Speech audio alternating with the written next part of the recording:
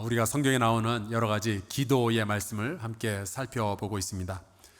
성경에 보면은 수많은 믿음의 사람들이 기도를 했고, 그리고 그들은 그 기도를 통해서 세상을 바꾸고 자기의 인생을 바꿨다는 것을 우리가 알게 되죠.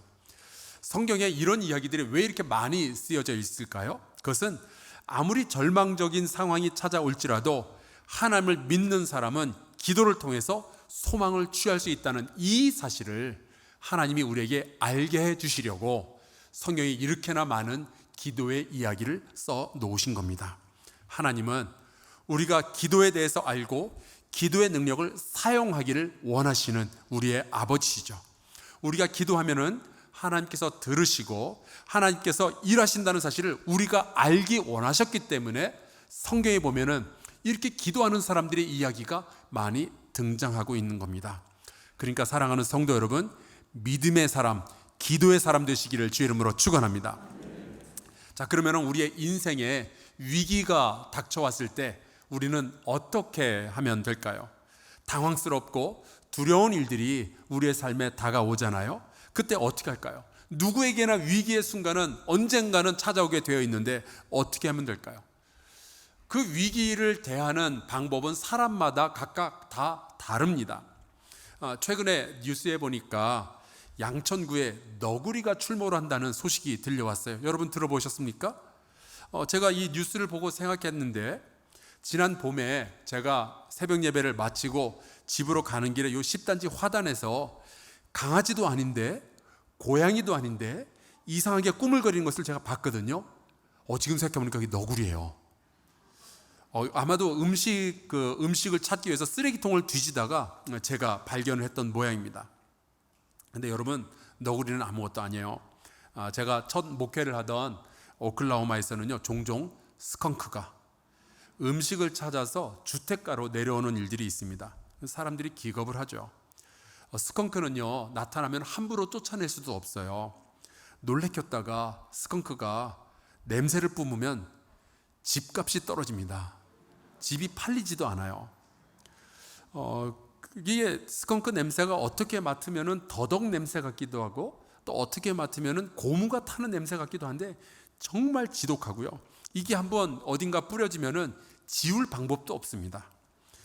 예전에 저 차고에 들어온 이 스컹크를 쫓아내다가 공격을 당해서 진지하게 이사 갈 것을 고민했던 우리 교회 성도도 있었어요. 근데 이런 이야기가 있었습니다.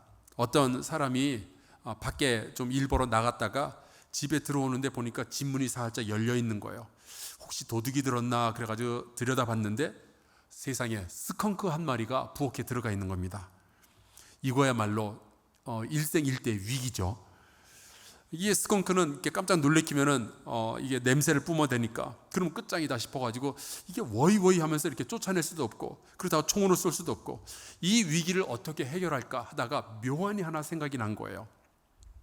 부엌 문에서부터 시작해가지고 빵을 뜯어가지고 한 조각 한 조각 이렇게 줄을 세워서 떨어뜨려서 숲을까지 이어 놓으면은 스컹크가 그거를 빵 조각을 한 조각 한 조각 먹으면서 따라가지고 숲으로 들어가면 그때 문을 탁 닫아버리면 될 것 같잖아요. 그래서 작전대로 빵을 뜯어가지고 쭉 뿌려놓고 스컹크가 순순히 집을 나가기만을 기다리면서 이웃집에서 1시간 정도 있다가 돌아서 보니까 세상에 빵 조각들이 없어진 거예요. 그래서 스컹크가 나갔나 봤더니 부엌에 있던 스컹크가 빵을 먹으면서 숲으로 간 게 아니고 숲풀에 숨어있던 스컹크가 빵을 먹으면서 집으로 들어온 겁니다. 그래서 부엌에 스컹크가 2마리가 됐다는 이야기가 있어요. 사람들은 위기가 닥치면은 나름대로의 지혜를 발휘해서 이 위기에서 벗어나려고 하죠. 그래서인지 가끔 뉴스에 보면은 자기 정치 생명의 위기가 닥쳐왔을 때 묵비권을 행사하는 정치인들이 있습니다. 나는 아무 얘기도 할 수 없다. 또 어떤 사람들은 내가 절대로 그런 적이 없다 그러면서 오리발을 내밀기도 하죠. 어린 아이들은 위기가 닥쳐왔을 때 엄마, 아빠 소리를 지르면서 울기 시작할 겁니다. 밖에 걸어가던 여자가 어떤 위기를 맞이하면 아마 비명을 지를 거고요. 물에 빠져 죽어가는 사람이 있다면 이 사람은 자기가 위기에서 벗어나기 위해서 살려주세요, 사람 살려 소리를 지르겠죠. 여러분은 인생의 위기가 닥쳐왔을 때 어떤 식으로 해결을 하세요? 가정에 위기가 닥쳐왔을 때 하나님을 믿는 여러분은 어떻게 하십니까? 오늘 우리가 함께 읽은 이 말씀에 보면 이스라엘이 위기를 맞이하였을 때 여호수아라는 이 믿음의 사람이 어떻게 했는지를 기록해 놓았습니다.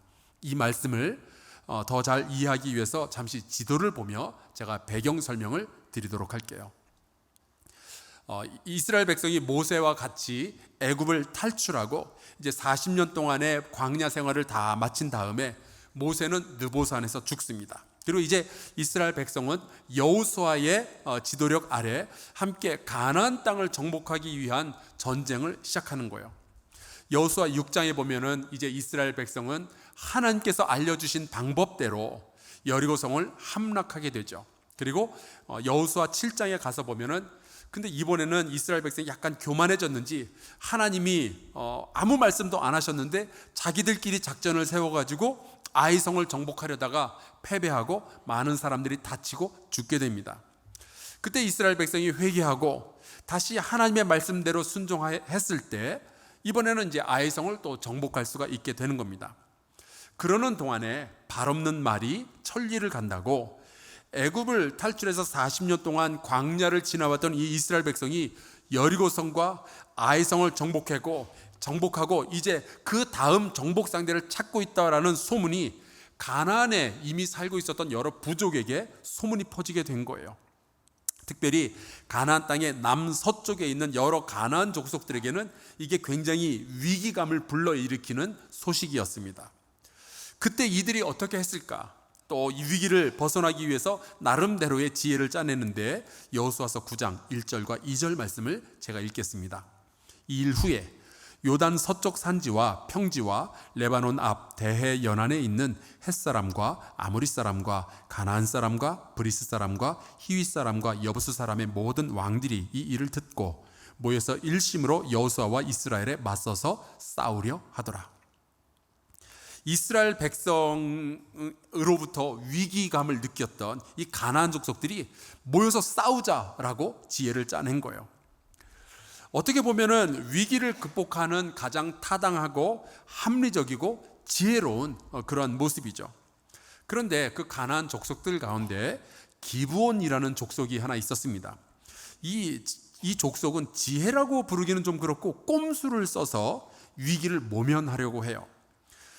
이렇게 합니다. 자기들이 되게 멀리 떨어져 있는 나라에 있는 사람들인 척 연극을 하면서 이스라엘 백성과 여호수아에게 접근을 한 다음 너무 멀리 떨어져 있으니까 아마 이스라엘 당신네 사람들하고 만날 일은 없겠지만 혹이라도 만나더라도 서로 싸우지는 맙시다. 그런 평화 조약을 맺게 되죠. 그런데 알고 봤더니 되게 가까운 데 있는 부족이었던 거예요.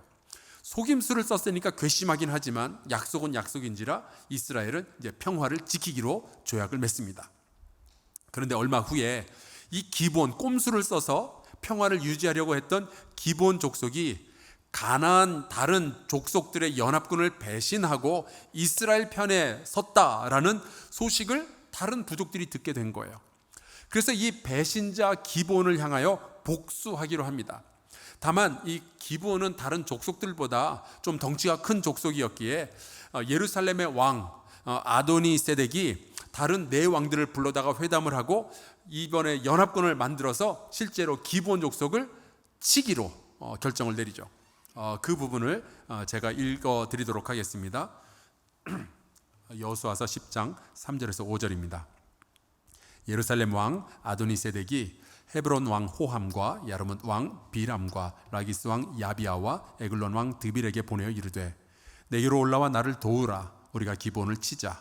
이는 기브온이 여호수아와 이스라엘 자손과 더불어 화친하였음이니라 하매 아모리 족속의 5 왕들 곧 예루살렘 왕과 헤브론 왕과 야르뭇 왕과 라기스 왕과 에글론 왕이 함께 모여 자기들의 모든 군대를 거느리고 올라와 기브온에 대진하고 싸우니라.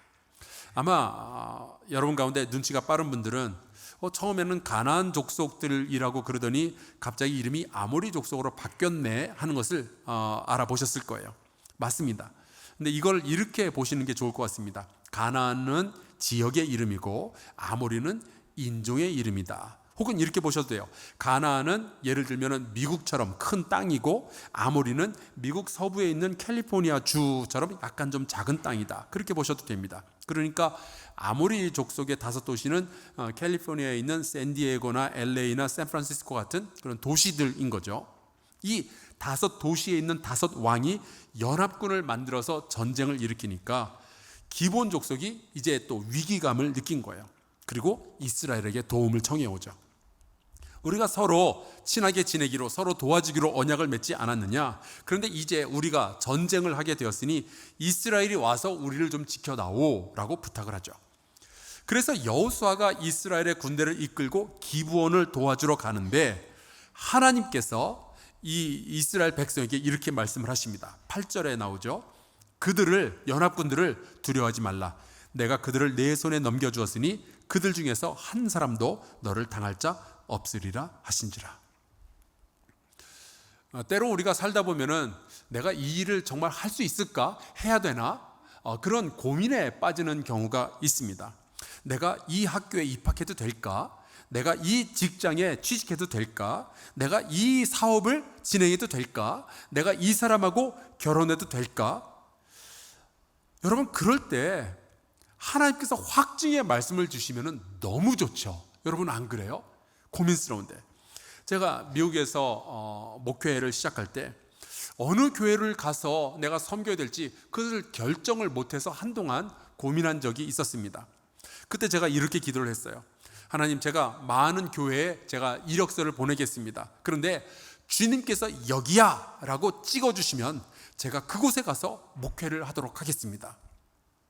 그렇게 기도를 했는데 저에게 연락을 가장 먼저 했던 교회가 오클라호마에 있는 교회였어요. 그런데 그 교회가 116년의 역사와 전통을 자랑하는 미국인 교회였던 거예요. 안 그래도 저는 목회 경험이 없는 사람이거든요. 처음으로 목회를 하는데 하필이면 한국 사람이 미국인 교회의 담임 목사가 될 수 있을까? 이 속으로 너무 의심이 되는 거예요. 이게 가능하지 않을 것 같아. 그래서 저는 초청을 받긴 했지만 너무 걱정이 되는 거죠. 그래서 이 일을 놓고 한참을 기도하는데 기도 가운데 하나님께서 저에게 그러시는 거예요. 야, 목회는 네가 하는 게 아니라 내가 하는 거야. 너는 순종만 하거라. 그 말씀을 들었을 때 제가 얼마나 마음에 기쁨이 찾아오고 평안이 찾아왔는지 몰라요. 마치 등에 메고 있던 그 큰 짐이 뚝 떨어지는 듯한 그런 느낌이 들었어요. 그래서 제가 첫 목회를 아주 당당하게 미국인 교회에 가서 하게 된 거죠. 여러분이 인생의 여러 가지 고민거리를 안고 기도할 때에 하나님께서 확증의 말씀을 주시기를 주의 이름으로 축원합니다. 이러한 경험이 있는 분은요, 하나님이 내게 얼마나 친구 같은 분인지 아버지 같은 분인지를 깨닫게 되는 거죠. 하나님의 확증의 말씀을 들었던 이 여호수아가 드디어 용기를 내어서 전쟁을 시작합니다.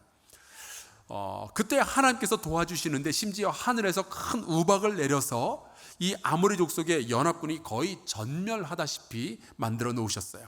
그렇게 전투가 한참 열이 올라가고 있는데 예상치 못한 문제가 발생을 합니다. 이제 날이 저물어서 지금 한참 이기고 있는데 승리를 완성하지 못하게 되는 위기가 닥쳐온 거예요. 이거 어떻게 하면 좋을까요? 하나님께서 확증해 주신 승리가 눈앞에 있는데 이거를 다음 날로 미룰까? 그때 여호수아는요, 사람들에게 지혜를 구하지 않아요. 모여서 회의합시다 이런 소리 안 해요. 대신 여호수아가 했던 것은 하나입니다. 기도했어요. 12절 말씀을 함께 보겠습니다. 제가 읽겠습니다. 여호와께서 아모리 사람을 이스라엘 자손에게 넘겨주시던 날에 여호수아가 여호와께 아뢰어 기도했다는 이야기죠. 이스라엘의 목전에서 이르되 태양아 너는 기브온 위에 머무르라. 달아 너도 아얄론 골짜기에서 그리할지어다. 여러분, 전쟁을 완전한 승리로 끝내기 위해서 여호수아는 하나님께 기도를 시작하는 거예요. 저는 신앙인들에게, 우리 하나님 믿는 사람들에게 이러한 태도가 굉장히 중요하다고 생각합니다. 어중간하게 끝내면 안 되는 일들이 있거든요. 예수를 믿기는 믿는데 어중간하게 믿는 분들, 그러면 안 되거든요. 11조 헌금을 하긴 해야 되는데 온전히 하지 못하고 어중간하게 하는 분들, 여러분 그러면 안 되는 거거든요. 우리가 이번에 리모델링을 다 끝냈는데 리모델링을 하다가 중간에 멈추면 어떻게 되는 거예요? 아무것도 아닌 거죠. 구원을 받기는 받는데 여러분 어중간하게 구원 받으시겠습니까? 그러면 안 되는 거잖아요. 믿음 생활하려면 죽을 때까지 끝까지 예수 잘 믿으시기를 주의 이름으로 축원합니다. 사도 바울처럼 달려갈 길을 다 가고 승리의 면류관을 얻어야 되지 않겠어요? 순종을 하려면 완전한 순종을 해야지 어중간하게 중간에서 멈추면 안 되지 않겠습니까? 이 전쟁은 하나님께서 승리를 주겠다 확증하신 전쟁이잖아요. 그 전쟁이 미완성으로 끝나면 안 되죠. 시간이 모자라서 그냥 멈추면 안 되잖아요. 이 전쟁은 여호수아와 이스라엘 백성에게는 사명이었습니다. 내가 이기도록 해주겠다 말씀하셨잖아요. 그러면은 이 사명을 맞춰야죠.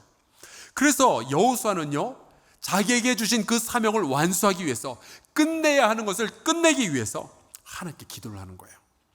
어떤 기도를 했는지 그 부분은 자세히 나오지 않지만 그 기도 끝에 여호수아의 입에서 튀어나왔던 이 말이 정말 놀라운 말이었어요. 이른바 믿음의 선포를 하죠. 태양아, 너는 기브온 위에 머물러 있거라. 달아, 너도 아얄론 골짜기에서 그렇게 머물러 있거라.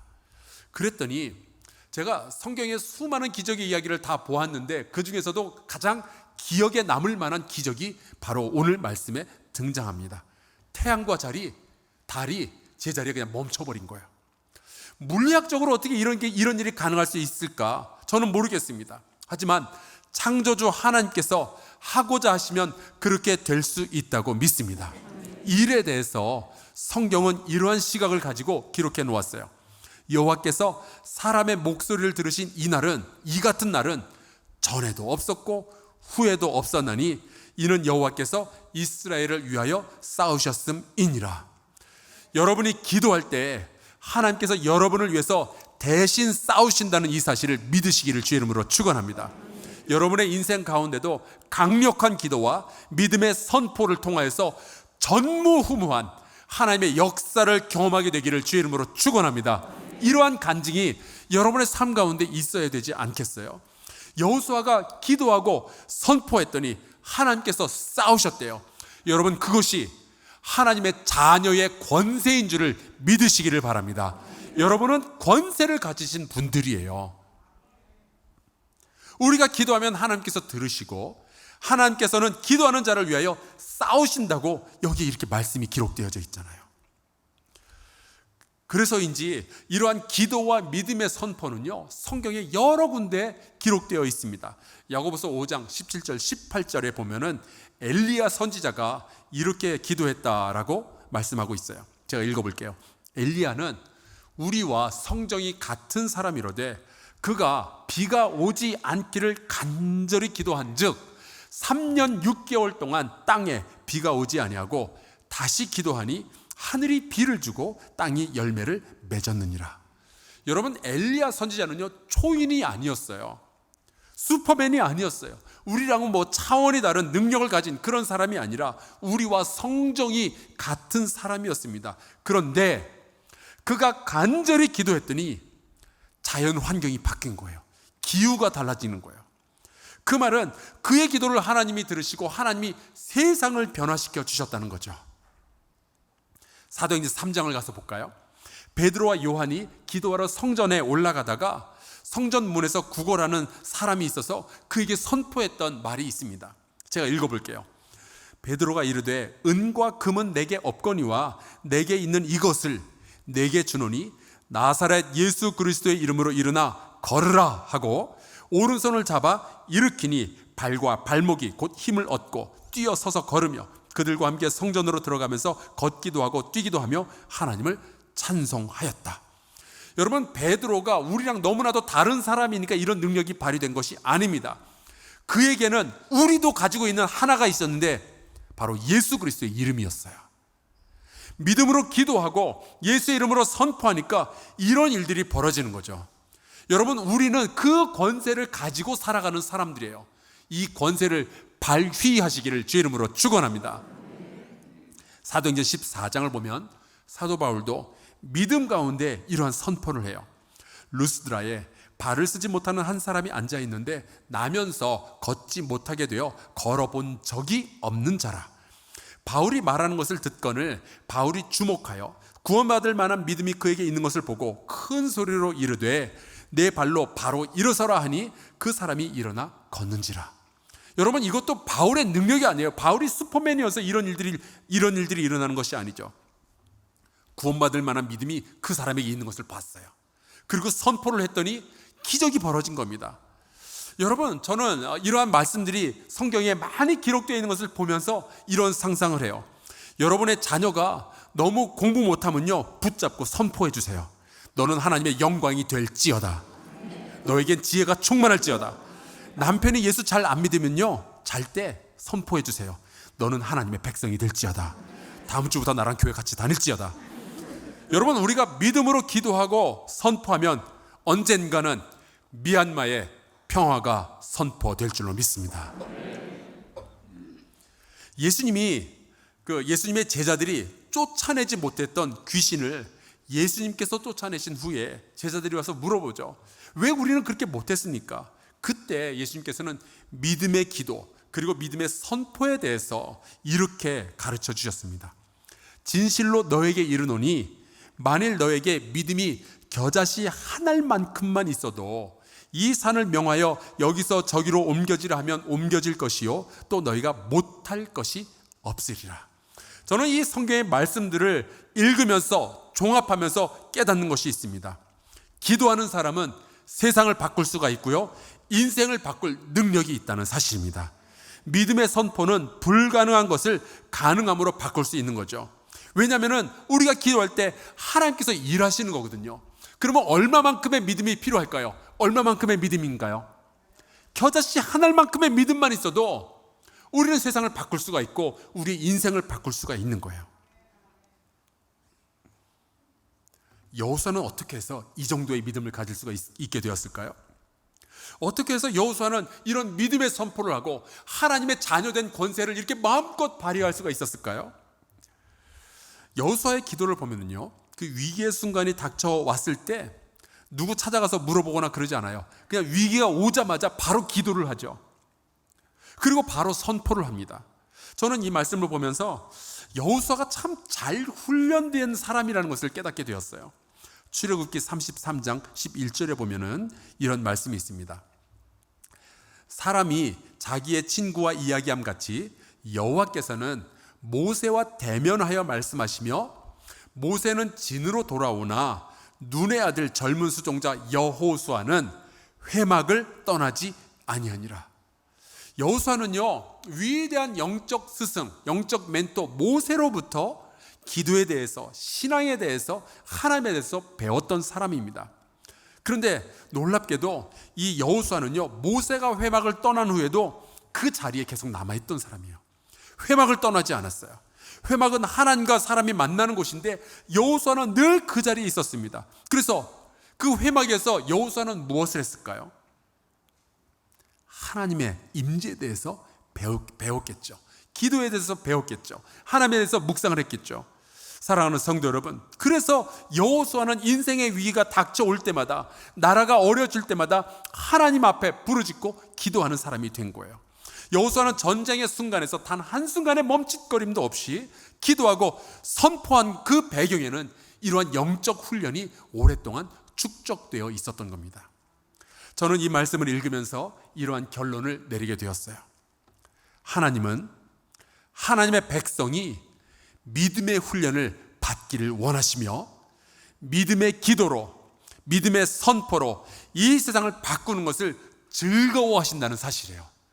하나님은 우리가 기도의 능력을 사용하기를 원하십니다. 그래서 성경에 이렇게 수많은 이야기들을 남겨놓으신 것이죠. 우리가 특별히 하나님께서 허락해 주신 그 사명을 감당하고 있다면 사명 감당하다가 실패하고 패배자로 사는 것이 아니라 기도하고 선포할 때 놀라운 승리를 경험하게 될 것을 우리 하나님이 먼저 원하고 계시는 거예요. 사랑하는 성도 여러분, 이러한 믿음의 사람, 기도의 사람, 선포의 사람이 되어서 승리를 완성하시기를 주의 이름으로 축원합니다.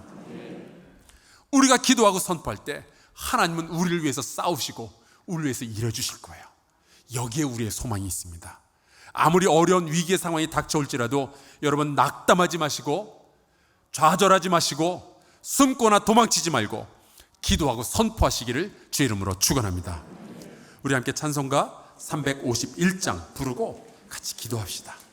믿는 사람들은 주의 군산이 앞서가신 주를 따라갑시다. 마귀 권세 감히 해치 못하면 주가 모든 교회 지키심이라. 우리에게는 영적 권세가 있어요. 우리 기도하고 이 권세를 사용해야죠. 같이 찬송합시다.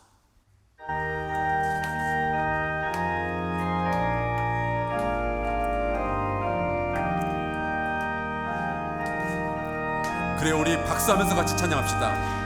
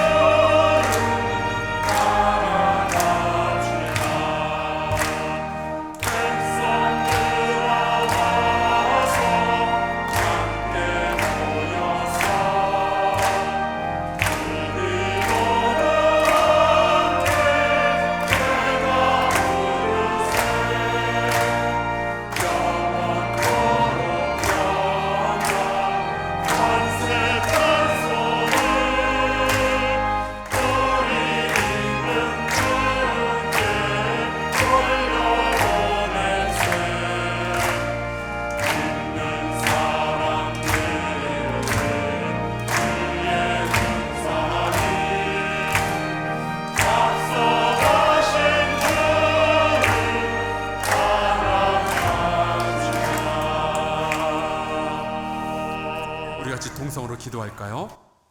이렇게 기도합시다. 하나님, 고민스럽고 두려운 이 인생의 위기들 앞에서 기도하는 사람이 되게 하여 주옵소서. 겨자씨만한 믿음이라도 저에게 허락하여 주셔서 믿음으로 기도하고 선포하고 승리를 취하는 하나님의 권세 있는 군사가 되게 하여 주시옵소서. 동성으로 같이 기도하겠습니다. 아버지 하나님, 도와주시기를 간절히 소원합니다. 우리에게 기도의 권세를 허락하여 주셨는데, 하나님의 백성으로서 선포할 수 있는 권세를 주셨는데, 아버지요, 우리가 몰라서 사용하지 못하는 하나님 그런 어리석음을 범하지 않게 하여 주시옵소서. 여호와 하나님 아버지, 기도라는 도구를 허락하여 주셨사오니 하나님, 우리가 믿음을 가지고 기도하게 하여 주시옵소서. 겨자씨만한 믿음이 있을지라도 세상이 변화되고 내 자신이 변화된다는 이 사실을 우리가 잊지 않게 주님 도와주시기를 간절히 소원하고 합니다. 특별히 하나님, 인생의 여러 가지 어려움 가운데에서 고민하고 있는 영혼들, 아버지 주께서 저에게 확증의 말씀을 허락하여 주시옵시고, 하나님 저희가 기도로서 하나님 이 위기를 벗어날 수 있도록 허락하여 주시옵소서. 네 하나님이여, 우리가 기도함으로 승리를 취하게 하여 주시옵시고, 하나님 미완성의 삶이 아니라 하나님 앞에서 정말 완성되어져 있는 끝까지 나아가는 아름다운 삶을 살 수 있도록 아버지 하나님이여 역사하여 주시옵소서. 도와주시길 간절히 소원합니다. 주옵소서. 하나님 아버지 감사합니다. 주께서 우리를 자녀로 삼아주시고 자녀의 권세를 허락하여 주셨사오니 감사합니다. 주의 자녀가 위기 앞에서 쓰러지고 패배하고 도망치는 것이 아니라 믿음으로 싸우고 승리하기를 원하시는 아버지, 오늘 주 앞에서 구하오니 싸울만 하고 이길만한 믿음을 우리에게 허락하여 주시옵소서. 여호수아처럼 사명을 완수하고 하나님께 영광을 올려드리는 우리의 인생과 가정과 일터가 되게 하여 주시옵소서. 우리 한사랑교회가 세상에 빛이 되도록 주님 믿음으로 훈련받고 믿음으로 기도하며 선포하는 우리 성도들 되게 하여 주시옵소서. 예수 그리스도의 이름으로 기도하옵나이다. 아멘.